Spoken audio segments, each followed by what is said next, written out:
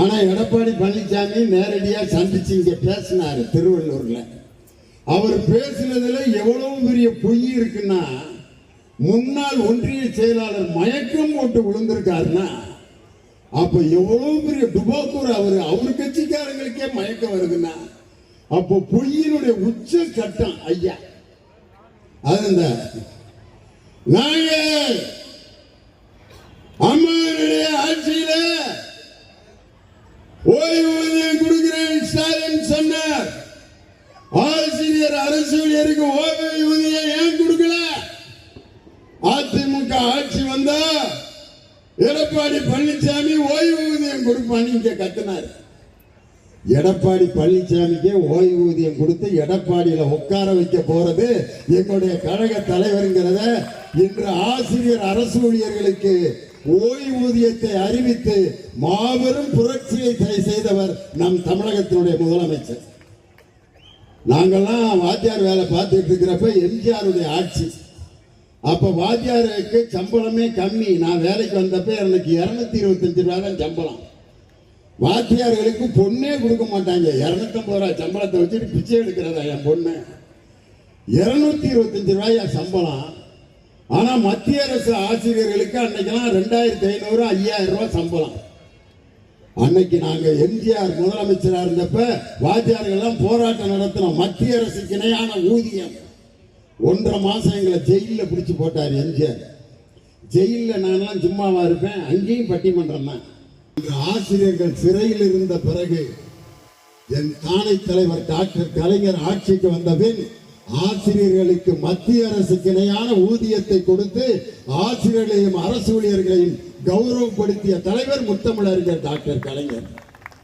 ஆனா ஜெயலலிதா அம்மா ஆசிரியர்கள் மீது டெஸ்மா எஸ்மான் சட்டத்தை போட்டு 5000 ஆசிரியர்களையும் அரசு ஊழியர்களையும் வீட்டுக்கு அனுப்பி அதற்கு பதிலாக ஒரு 3000 புது எம்ப்ளாயிகளை உள்ள கொண்டு வந்து ஆசிரியர் அரசு ஊழியர்களின் வயிற்றில் அடித்து ஓய்வூதியத்தை நிறுத்தி வைத்த ஆட்சி அதிமுகவின் ஆட்சி.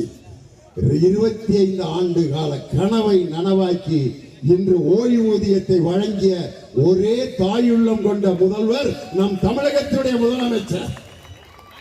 இவர்தாண்டா அப்பான்னு என்னை காண்பித்தது என் தாய். என் தாயை நான் நம்பலனா எனக்கு எங்க அப்பா யாருன்னு தெரியுமா ஐயா? பெண்களை நம்பக்கூடாது என்று பாடல்களை எழுதினார்.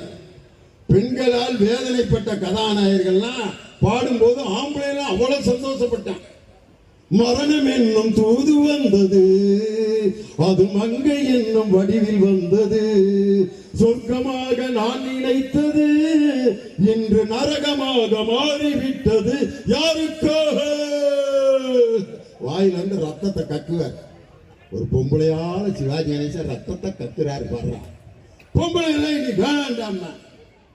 இன்னொரு பாட்டுல பார்த்து படுவான் துடித்திடுவான் பட்டதே போதும் என்பான், பாவியவன் பெண் குலத்தை படைக்காமல் நிறுத்தி வைப்பான். பொம்பளையிலே படைக்காம கண்ணாசன் நிப்பாட்டிவான.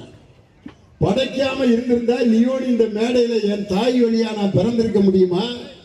என் மனைவியோடு நான் வாழ முடியுமா? பெண்களை இப்படி அடிமைப்படுத்தி பாடல் எழுதி கொண்டிருந்த காலத்தில் பெண்களுக்கு கல்வி என்ற அந்த உரிமையை கொடுத்து பெண்களை படிக்க வைத்த தலைவர் நம் தமிழகத்தினுடைய முதலமைச்சர் முத்தமிழறிஞர் டாக்டர் கலைஞர் பெற்றெடுத்த முத்துவேல் கருணாநிதி ஸ்டாலின். ஒரு 4 நாளைக்கு முன்னாடி மீனாட்சி அம்மன் கோயிலுக்கு போயிட்டு வந்து மாண்புமிகு முன்னாள் அமைச்சர் செல்லூர் ராஜு பேட்டி கொடுக்கிறார். நானுங்க மீனாட்சி அம்மன் கோயிலுக்கு போய் சாமி கும்பிட்டு வந்தேனுங்க. கடுமையாக உழைத்து 2026 ஸ்டாலின் அவர்களை முதல்வராக்க வேண்டும். பின்னாடி ஒருத்த வேட்டையை பிடிச்சிருக்கு. என்னன்னு என்னடா சொன்னேன், என்னடா சொன்னேன்? ஸ்டாலின் அப்படியா சொன்னேன்? எடப்பாடி முதல்ல சொன்னதுதான் அப்புறம் என்ன வாயில வந்துருதுரா அப்படின்ட்டு மனசுல வஞ்சகம்லான்னு பேசுறாரு. அவர்களுடைய கட்சிக்காரர்களே என் தலைவர் தான் 2026 முதலமைச்சராக சொல்றாங்க. இன்னைக்கு பாத்தீங்கன்னா பெண்களுக்கு கொடுக்கப்பட்டிருக்கக்கூடிய அந்த அற்புதமான திட்டங்களில் ஒன்று பெண்களுக்கான அந்த உரிமை தொகை. அதுக்கு ஏன் உரிமை தொகைன்னு பேர் வச்சார் தெரியுமா? வீட்டுல பெண்கள் வேலை செய்யற அந்த வேலைக்கு யாராவது மரியாதை கொடுக்கிறானாங்க? உரிமை தொகை கொடுத்து அவர்களை கௌரவப்படுத்திய தலைவர் நம் தளபதி மு.க. ஸ்டாலின். இன்னைக்கு பாத்தீங்கன்னா பாஜக அதிமுக கூட்டணி. இந்த கூட்டணி எப்படி இருக்குன்னா, கோழி ரெக்கையும் மண்ணாங்கட்டையும் கூட்டணி வச்சுச்சு. கோழி ரெக்கை சொல்லுச்சு, மழை பெஞ்சா நான் உன்னைய மேல வந்து மூடிக்கிறேன், உன்னைய நான் காப்பாத்திடுறேன் கரையாம.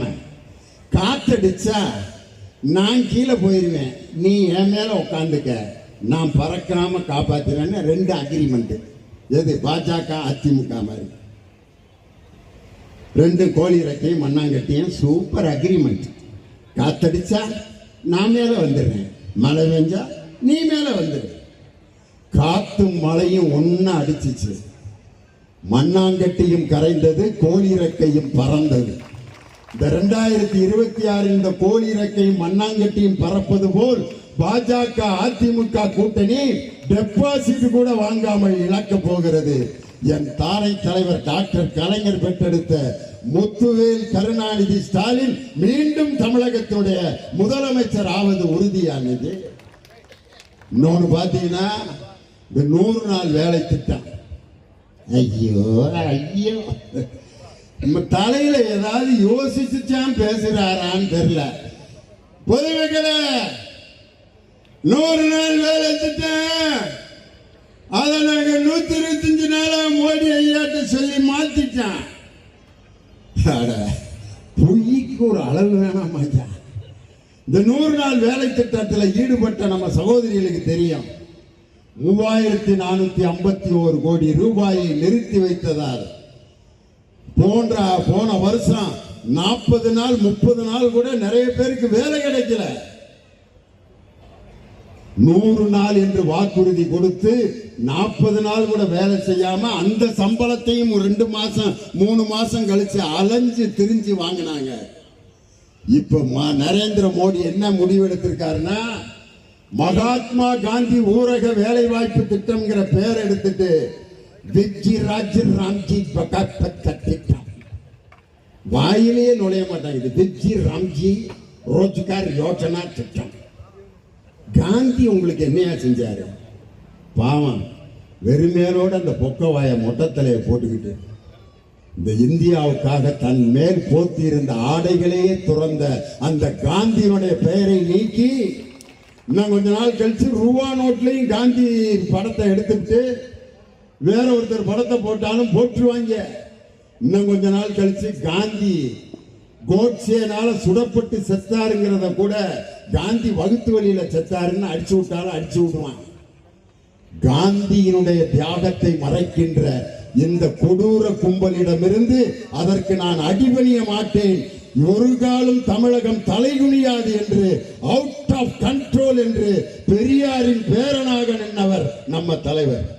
ஆனா எடப்பாடி பழனிசாமி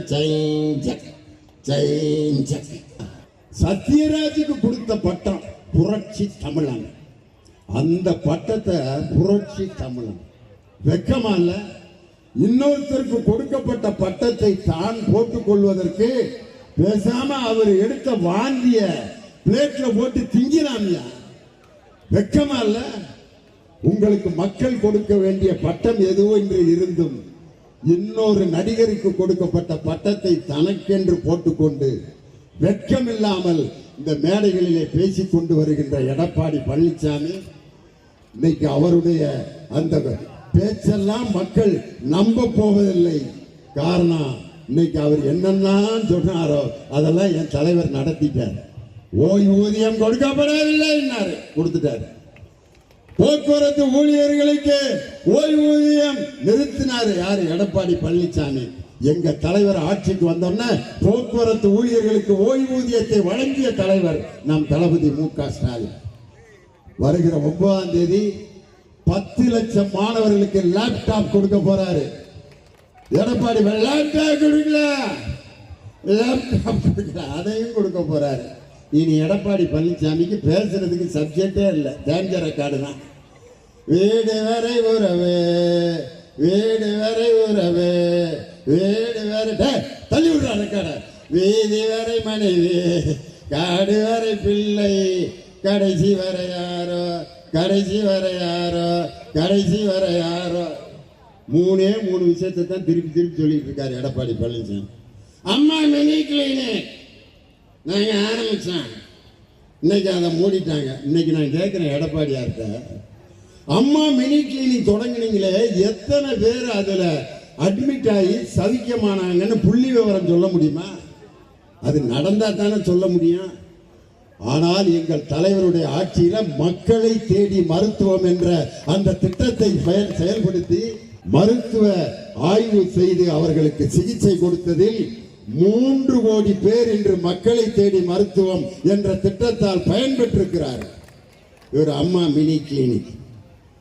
என் தலைவருடைய சாதனையை சொல்லிக்கிட்டே இருக்கலாம். இன்னைக்கு எடப்பாடி பழனிசாமிக்கு ஒரு பாட்டு வேற போட்டிருக்காங்கப்பா. அவர் பயணத்துக்கு பயண பாடல்.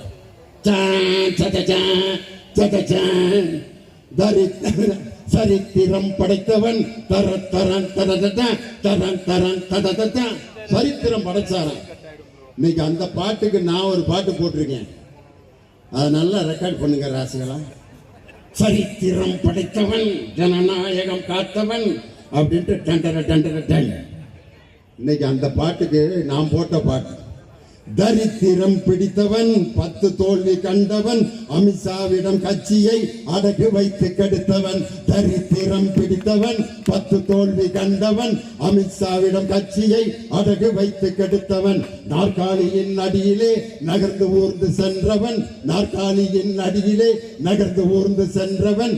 காலை கவ்வி பிடிப்பதிலே புதுமை கண்டு பிடித்தவன்.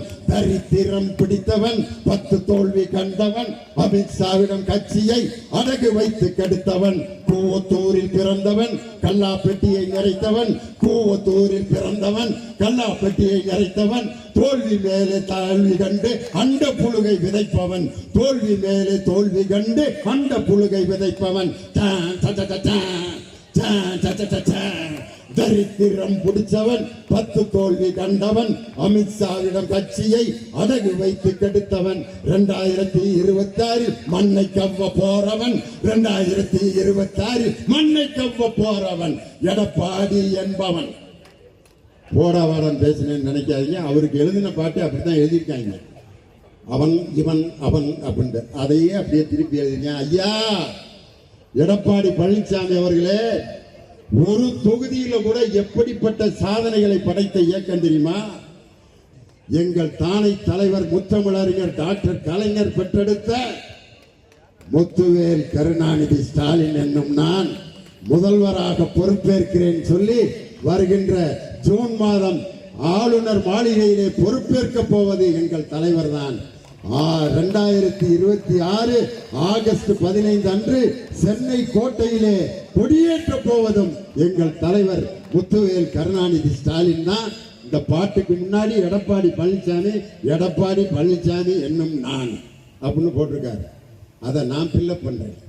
எடப்பாடி பழனிசாமி என்னும் நான் 2026 பெரிய துண்டாக தலையில் போட்டு எடப்பாடியில் அமர்ந்து என்னுடைய விவசாய வேலைகளை கவனித்து கொண்டு அரசியலை விட்டு விலகுகிறேன். நன்றி, வணக்கம். இதுதான் 2026 நடக்க போகுது.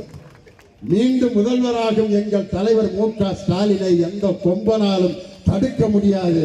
அவருடைய கூட்டணியை அசைத்து பார்க்க வேண்டும் என்று நினைத்தவர்கள் எல்லாம் இன்று பின்னங்கால் பிடரில் அடிக்க ஓடிக்கொண்டிருக்கிறார்கள். எங்கள் தலைவர் தளபதி மு.க. ஸ்டாலின் மீண்டும் தமிழகத்தின் முதல்வராக நாம் அனைவரும் தொடர்ந்து உழைப்போம்.